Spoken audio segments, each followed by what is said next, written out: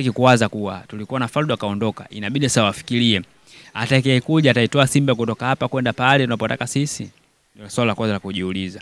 Na viongozi wa Simba Sports Club kwa sasa hii watakiwa wakae, msaada wao wa haraka zaidi timu hiyo iweze kufanya vizuri ya Simba Sports Club ni lazima wafanye juu chini, wapate kocha mwenye falsafa ya timu yao.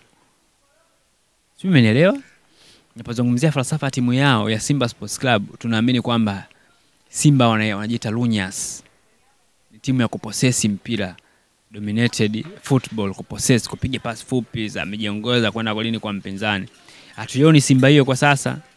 Imeondoka falsafa yao, makocha wanaowapata walingana na falsafa yao. Kwa hiyo uongozi unabidi utafute kocha mwenye falsafa na timu yao. Sio kuchukua tu imradi unamchukua kocha ukakaa umeenda katika timu yako ukawa haujui falsafa ya timu yako na kocha anakuja kuleta nini katika timu yako. Kwa mashabiki wa Simba waombee uongozi wao, tafute kocha mwenye falsafa ya timu yao, timu inaweza kuwa bora na itafanya vizuri zaidi.